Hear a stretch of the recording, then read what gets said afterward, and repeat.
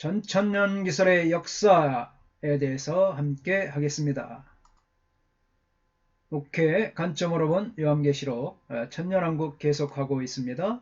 그래서 전천년기설의 역사에 대해서 함께 하겠습니다. 사도시대부터 초대교회, 사도시대부터 시작해서 3세기까지 초대교회가 일반적으로 받아들인 견해가 바로 전천년기설입니다. 초대교회는 보편적으로 그리스도의 인격적 재림과 천년 동안 또는 천년왕국 동안 지상에서의 그리스도의 인격적 통치에 대한 신앙을 고수했습니다. 이것이 지배적인 종말론이었습니다. 전천년기설이 지배적인 종말론이었으나 사도적 교부들과 변증가들의 지배적인 신앙이 바로 이 전천년기설이었습니다. 단지 2세기 초의 영지주의자들만이 예외였을 뿐입니다. 이처럼 기독교 초기 3세기 동안은 전천년기설이 지배적인 종말론이었습니다. 이것은 대환란 후 재림론이었으며 여러 점에서 매우 간단한 내용을 갖고 있었습니다. 그런데 이제 반대 이론이 동방교회에서 일어났습니다. 3세기 초 천년왕국설에 대한 반대 이론이 동방교회에서 일어났는데, 왜냐하면 임박한 천년왕국에 대한 이 몬타나스주의의 지나친 강조가 오히려 천년왕국에 대한 신뢰성을 손상시켰습니다. 몬타나스주의는 급진적인 성령주의죠. 그리스도의 임박한 종말을 강조하는 2세기 후반에 나타난 새로운 운동으로 몬타나스가 주장을 한 주의입니다. 알렉산드리아파가 나오는데, 성경에 대한 알렉산드리아파의 영적 해석이 문자적 해석에 근거한 전천년설의 성서적 토대에 큰 타격을 주었기 때문입니다. 한편 천년왕국설이 서방교회에서 쇠퇴하게 된 결정적 요인이 어거스틴의 요한계시록 재해석이었습니다. 이 어거스틴, 그는 한때 천년왕국설의 신봉자였습니다. 그러나 아프리카의 도나투스주의자의 영향으로, 티코니스의 영향이죠. 그것을 이제 전천년기설을 포기했습니다. 도나투스주의는 뭐냐면 로마 박해 시기에 극심한 박해를 견디지 못해서 기독교를 떠난 사람들, 이른바 배교했던 사람들을 313년 로마에서 기독교 공인 이후에 이들을 다시 받아들이는 과정에서 문제가 있었습니다. 이들은, 도나투스주의자들은 절대 안 된다, 기독교로 다시 돌아오는 이 배교한 자들을 용서하면 안 된다 해서 이들을 갖다가 받아들인 보편적 교회라고 말합니다. 다시 돌아온들, 회개하고 돌아온 배교한 기독교인들을 다시 받아들인 보편교회를 이 도나투스주의자들은 이단으로 간주했습니다. 규정했습니다. 이것은 4, 5세기에 로마의 아프리카 속주에서 번성했던 그런 한 교파였습니다. 아무튼 이런 도나투스주의자인 티코니오스의 사상을 어거스틴이 받게 됐다는 거죠. 그래서 어거스틴은 교회가 지상에서의 하나님 나라라고 선언했습니다. 지상에서 하나님 나라다. 계시록에 언급된 천년은 일정한 기간이 아닌 세계 역사의 마지막 천년 또는 세계 전체 지속 기간을 가리킨다고 했습니다. 어거스틴의 사상을 종교개혁자들이 받아들였습니다. 종교개혁자들 역시 대부분 어거스틴의 견해를 따랐죠. 따라서 전천년설은 개신교의 중요한 신앙 고백서에 반영되지 못했습니다. 단지 제세례패와 같은 종교개혁의 급진적인 그룹이 전천년설의 신앙을 주장했습니다. 천년왕국설은 17세기 독일에서의 종교전쟁, 또 프랑스에서의 위그노 교도들에 대한 박해, 그리고 영국에서의 청교도 혁명에 힘입어 다시 전천년설, 천년왕국의 명성을 얻게 되었습니다. 특히 칼빈주의 신학자 요한 알스테드는 그의 저서 사랑받는 도시를 통해 전천년설을 부흥시키는 데 크게 공헌했습니다. 18세기 중엽 벵겔의 계시록 주석과 백성에 대한 설교는 천년왕국설의 발전에 새로운 장을 열었습니다. 이를 통해 예언과 계시에 대한 연구에 관심이 집중되고 많은 학자들이 전천년설을 수용하게 되었습니다.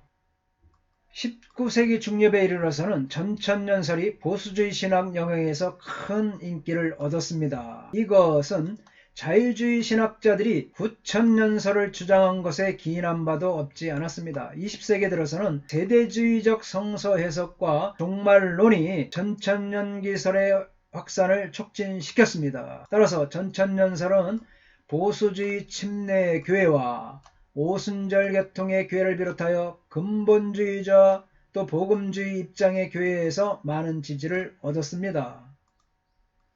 이 견해를 주장한 사람들을 보면 파피우스, 바나바스, 이레네우스, 저스틴 마터, 터툴리안, 히폴리투스, 메도디우스, 코모디아누스, 락탄티우스, 또 아폴리나리우스, 벵겔, 길, 프레슬리, 또 델리치, 잔, 리즈, 랑게, 스미스, 고뎃, 트렌치, 알포드, 레드, 페인, 버슬리 머리 이런 에릭슨 많은 사람들이 이 전천년설을 옹호했습니다.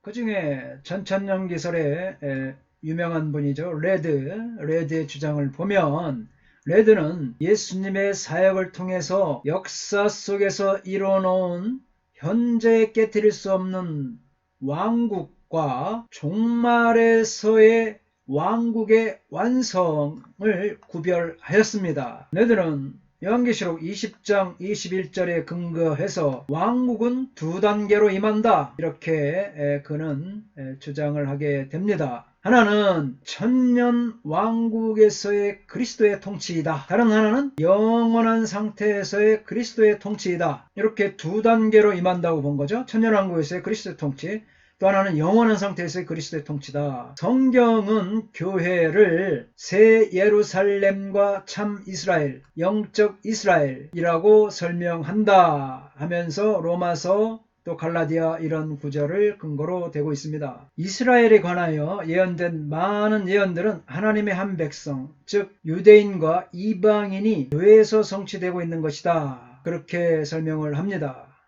천년왕국은 유대인의 새로운 질서를 내포하지 않습니다. 왜냐하면 모세의 언약과 그 정교한 제사는 그리스도의 완성된 사역으로 말미암아 영원히 폐지되었기 때문입니다. 우리가 히브리서 보면 예수님의 단번에 들이심으로 말미암아 제사는 폐해지고 예수님께서 영원한 제사를 완성하셨죠. 하나님의 구속의 계획이 그림자의 시대로 되돌아가는 것은 생각할 조차 할 수 없는 것이기 때문입니다. 할렐루야. 레드는 주장하기를 신자의 휴거와 부활의 대환란전에 있다는 것을 하나님의 말씀은 어느 곳에서도 말하지 않는다. 재림은 한 번만 있을 뿐이다. 왜냐하면 파루시아, 아포칼립시스, 에피파니아, 파루시아 재림, 아포칼립시스 계시, 에피파니아 현현 뭐 이런 단어는 전부 다 동일하다는 것이죠. 더욱이 부활은 두 번 있을 뿐이다. 왜냐하면 계시록은 분명히 첫 번째 부활이 천년왕국 시초에 있고 둘째 부활은 천년왕국 마지막 때에 있다고 가리킨다. 요한계시록 20장 4절로 15절 말씀을 근거로 주장하고 있습니다. 그리스도의 재림 때에 의로운 죽은 성도들과 살아있는 성도들은 그리스도를 영접하기 위하여 들어 올려졌다가 그리스도와 함께 지상으로 돌아올 것입니다. 요한계시록 20장 4절로 6절, 요한계시록 20장 4절로 6절에서 잘 설명하고 있다 이거죠.